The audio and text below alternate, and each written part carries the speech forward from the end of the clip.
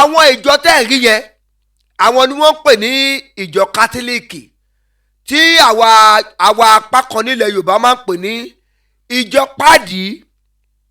Àwọn ló ń lo fada, àwọn ló ń lo mọ̀dá, àwọn ló ń lo sista, àwọn ló ń lo broda. Ìjọ pàdí ni tí àwọn ẹ̀ka ìjọ wọn wà káàkiri. Àwọn kan wà l'Abẹ́òkúta ń bí, àwọn tó tẹ̀ wà l'Abẹ́òkúta ń bá ó pọ̀ torí pé a ò ní fẹ́ júwe àwọn ibi tó wà kó má bàa jẹ́ bí ìbani ní orúkọ jẹ́. Àwa tá bá ti rí òtítọ́ ẹ jẹ́ ká máa sọ òtítọ́. Kilode tẹ́ lè jẹ́ kó yé gbogbo èèyàn ní pé àwọn ìjọ yẹn o àwọn ni wọ́n mú ẹ̀sìn ìgbàgbọ́ dé orílẹ̀-èdè yìí, ṣùgbọ́n látara nǹkan tó ń ṣe ló jẹ́ kí àwọn kan kúrò lára wọn pé àwọn ò lè máa kúnlẹ̀ fèrè. Àwọn lè máa rí tó cherish fọ́tò Jésù jù. Àwọn ìyẹn fọ́tò Robert Powell ara àwọn lélẹ́yìí tó ń jó yìí ẹ ti rí àwọn ni wọ́n cherish fọ́tò Jésù àti fọ́tò Maria.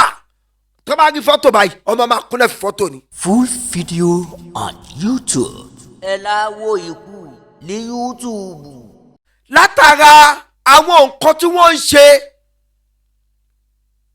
òun ló jẹ́ kí àwọn ìjọ pín láti ara wọn. Tá a ti rí Methodist, tá a ti rí African, tá a ti rí Baptist Church, tá a ti rí àwọn ìjọ kákàkiri Kérúbù Sẹ̀lẹ̀, Church of the Lord.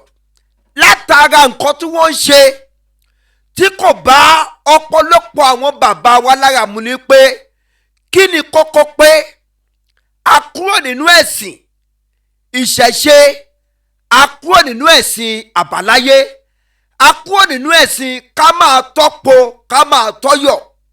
Ṣebí ẹ sọ wípé ẹ̀sìn tí wọ́n mú wá yìí ẹ̀sìn ìtura ni, ẹ̀sìn tí ò nira ni, ẹ̀sìn tá a gbọ́dọ̀ foríbalẹ̀ fóríṣà kankan ni. Kí ni túmọ̀ gbogbo eléyìí? Àwọn kan máa rò pé bóyá mo ti ní mẹ́ńtà. Mi ò ní mẹ́ńtà. Jésù tí mo gbà yẹn mi ò gbà lọ́sọ̀ọ́ gan. Wọ́n bí mi sínú ẹ̀ gọ́gọ́gọ́gọ́gọ́ ni tí mo mọ tinú tẹ̀yìn ẹ̀. Nígbà táwọn kan wá ń ṣe wàásù fún mi, ó ń ṣe kéde fún mi, mo ní má pìtàn Jésù fún mi. Ṣọ́ọ̀ṣì ni wọ́n bí mi sí, ṣọ́ọ̀ṣì ni mò ń sùn. Ìwọ kọ́ ló máa kéde Jésù fún mi. Mo mọ Jésù. Full video on YouTube. ẹ láwo ikú ní YouTube. Wọ́n á tún wá mọ èrè Màríà wúndíyá ìyẹn ìyá Jésù. Wọ́n á mọ sẹ́nu náà ṣọ́ọ̀ṣì wọn. Tó bá ti wá á tún wá ní èrè yẹn nu ṣọ́ọ̀ṣì. Wọ́n á ní ti Màríà, wọ́n á ní ti Jésù. Wọ́n wá máa forí balẹ̀ fún. Ṣùgbọ́n nítorí pé àwọn bàbá wa tí wọ́n gba ẹ̀sìn Kristẹni yẹn wọ́n gbà tọkàntọkàn pé àwọn fẹ́ kúrò nínú ẹ̀sìn tọkùntọyọ̀.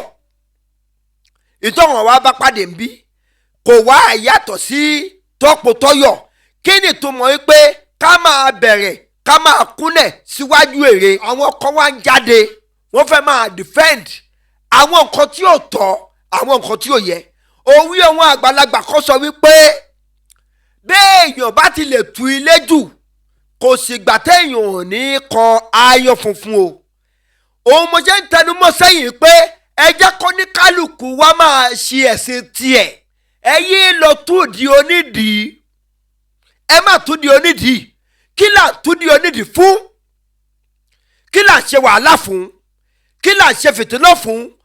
Òun lélẹ́yìí ṣé nǹkan táwọn eléyìí ṣe yìí kó jẹ́ ṣó yàtọ̀ sẹ́bọ. Full video on YouTube.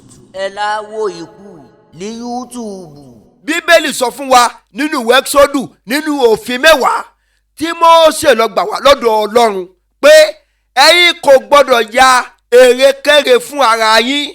Ṣé èrèkèrè tọ́lọ́run ní ká má yà fúnra wa? Ṣé òun kọ́ làwọn eléyìí yá yìí? Full video on YouTube. ẹ láwo ikú ní YouTube.